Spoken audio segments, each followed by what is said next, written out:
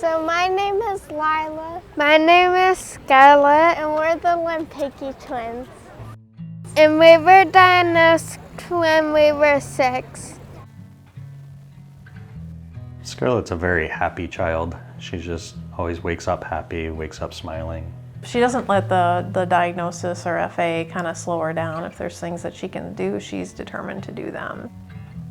I like to just go with the flow. I don't care if anyone knows what I have and doesn't know what I have. Because I don't really care. It doesn't really matter to me. But it matters when someone else knows something and they want to help support. Lilah, she's street smart. She's Lilah's very inquisitive. A good negotiator.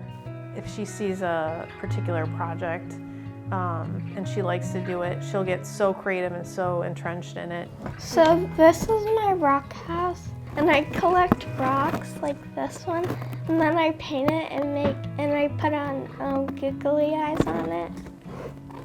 We're different because we pick different wheelchairs, colors, and also we have different disabilities and abilities.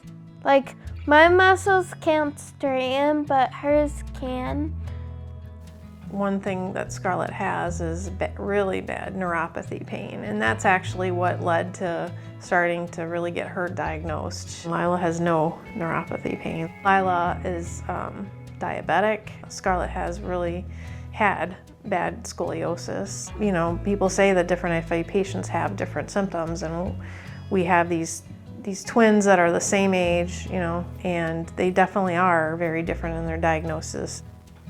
The different stuff that we have is really important because we can work together and make a day even easier on both of us. It's pretty special to have someone that I can talk to about Friedreich's ataxia, if I'm going through something, especially since my sister got diagnosed before me. She knows a bit more about it than I do, so yeah, I can kind of talk to her about that.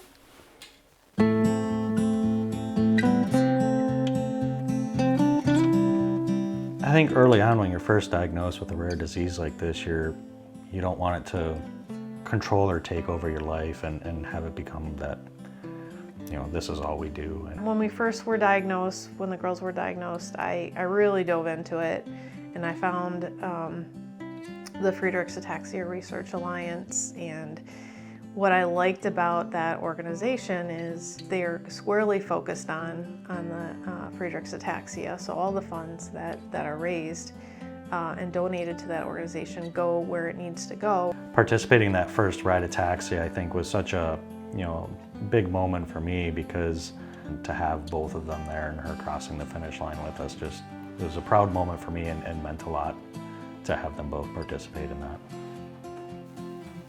I like Ride Ataxia because it's about working with what we have to raise money for FARA.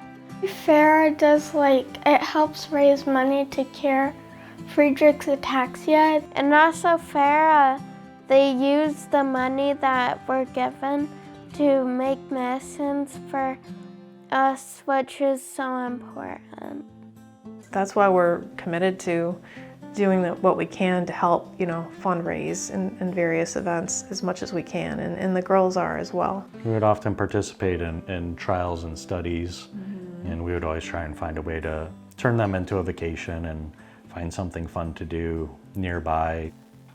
In Rochester, New York, we did this filament test where we put the pegs in this one thing. It's kind of exciting because when you get to add different information to help us find more cures.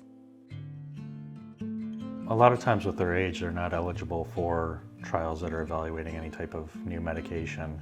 So we would often participate in trials that were either studying the natural history of FA.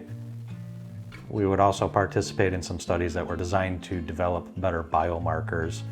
While we may not have been participating in a study or trial that was related to a medication, the data that they were able to help provide could help a medication get more easily approved. Yes, it's very hard with pediatric patients. Especially when you know that if they have, treatments or drugs earlier in life, the theory is that they'll have, less progression over time, and treating them earlier is the best thing, really. The first drug that was recently approved was only approved in 16 or older. So, this was just wonderful for the community, and we were so happy, once it was announced and it was approved. But then we quickly realized that the girls couldn't access the drug. So we understand why it happened the way it does. It happens the way it does, but it is a tough pill to swallow to not be able to get that drug for your girls. I kind of wish that. I'm just hoping that it'll come out for littler kids soon. I'd like to walk, I'd like to run. I don't know, that's a hard one. Yeah. I would like to be able to run and walk. I really wish I could, but hopefully they make a medicine that allows me to walk and run and really use my legs a bit more. Last year in one of their school assignments, they had to write, things that they wish they could do or wish they had, and walking was something that Scarlett had actually put down as she wished that she could walk. Yeah, she put it down on our Christmas list every year. It was heartbreaking.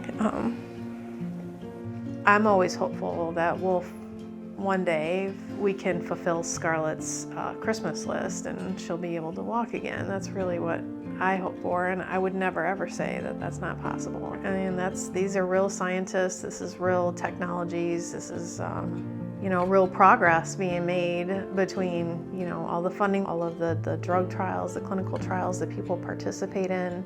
So every dollar counts. We need quite a bit of it to make progress. We're so grateful that people are willing to do that and help advance the research and do whatever we can to help find a cure for not only our girls but everybody that's living with FA. It all has to come together, but I think it's possible, and that's what we're going to hope for every day, and that's what we're going to fight for every day.